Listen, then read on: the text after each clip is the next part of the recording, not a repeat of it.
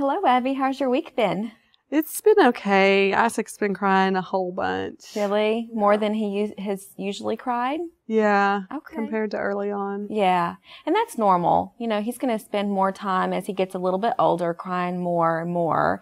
But there's light at the end of the tunnel. Usually by 4 to 5 months old, he's going to be crying a little bit less.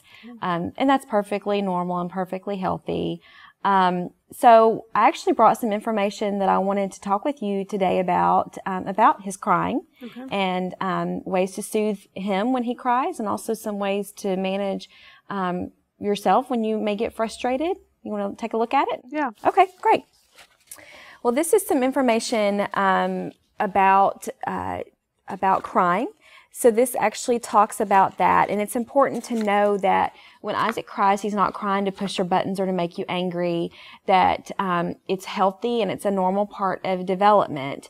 But for you as a parent, it can be really tough. Yeah. So have you felt frustrated when he's been crying before? A few times when it's lasted a long time. Okay. Well, and so this kind of talks a little bit about that. And so what we want to take a look at first is when he's crying, some of the things he might be trying to tell you. And so this information that I brought kind of talks about that. You may remember seeing some of this at the hospital when Isaac was born. Yeah, they went over this with me. Okay, great. So some of it may be familiar, and so you can kind of tell me if any of it has been helpful to you since you came home and what's been the most helpful. So this talks about the checklist and what your baby might be trying to tell you. So some of the things Isaac might be trying to say to you when he's crying, because crying is how he communicates. That's kind of his main way of communicating. So this talks about the checklist, and if he might be hungry or he might need to burp, he may have an air bubble in his tummy that's painful. He may need a diaper change if he's wet or has a dirty diaper. He may be tired, so it might be helpful to kind of swaddle him like you've got him now, or to cuddle with him to kind of help him calm down when he's tired.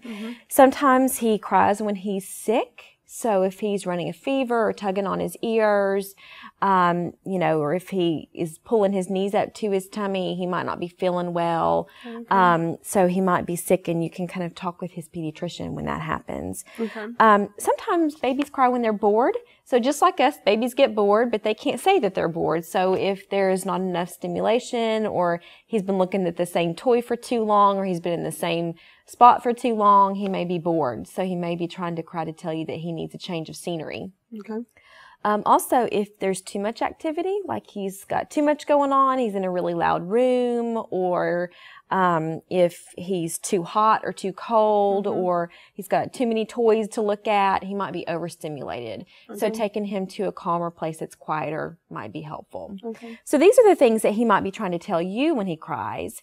But sometimes as a parent, it's really stressful when our baby cries. Have you felt stressed before when he's been crying? Yeah, a lot of times I just have to put him down and walk away. Okay.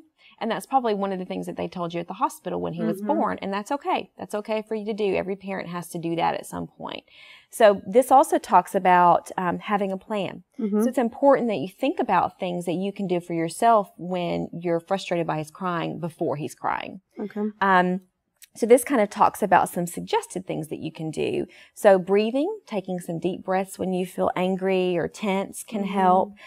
This also talks about what you just said, putting him in a safe place like his crib or pack and play on his back, and walking away, and just kind of taking a break yourself, walking at least 10 feet away until you've calmed down, because he's going to know when you're frustrated, and it's too hard to calm him down when you're frustrated yourself. Even going in another room and shutting the door. Sure. Yeah. You might want to go back and check on him every few minutes to make sure everything's okay. But it's okay to walk away into a different room, and you can turn on some music or turn on the TV just to kind of, drown out the crying for a little bit. Sure. And that's okay. You can do that. The important thing is when you feel calm that you can go back and help him.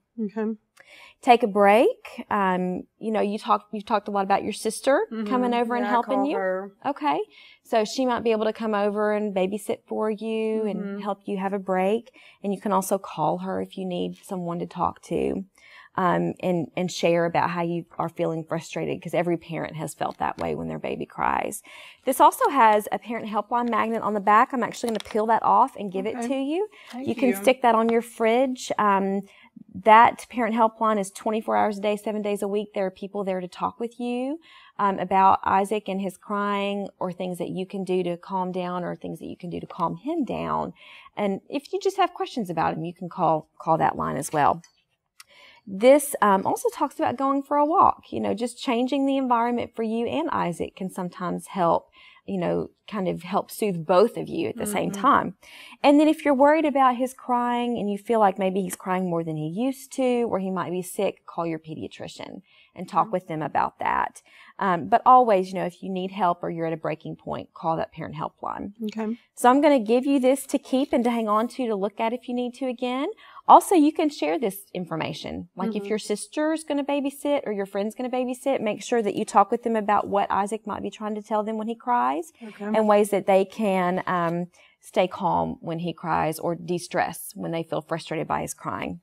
So share that with them so that they know about that as well. Okay. The really important thing to remember is that when he's crying, never shake him. Okay. So even if he's crying really hard and you feel like you've tried everything and you don't know what to do next and you're feeling frustrated, put him down in a safe place and walk away to calm down. Don't ever stay in the room with him when you're so frustrated you feel like you might shake him. Never ever shake him. It can actually cause brain damage, can cause blindness, and it can even be deadly. Okay. So be sure and tell everybody that takes care of him about never shaking him when they feel frustrated. Okay. Do you have any questions? No, I don't think so. Okay. Well, I'm going to let you watch a video. It's called Have a Plan, and it actually talks a lot about what we've talked about and the ways that you can soothe Isaac when he cries, and the ways that you can manage your own frustration when he cries. Okay. I'm also going to give you a certificate. It says Keeping My Baby Safe across the top. You can write Isaac's name in there, and you can sign the bottom and date it, and this is yours to keep. Okay. This just kind of goes over some of the things that we've already talked about calling the parent helpline when you need someone to talk with, and that you can put him in a safe place and walk away if you feel too stressed, and that you should never shake him because that can be really dangerous for him. So I'll give that to you to keep. Thank you. Great. Thank you.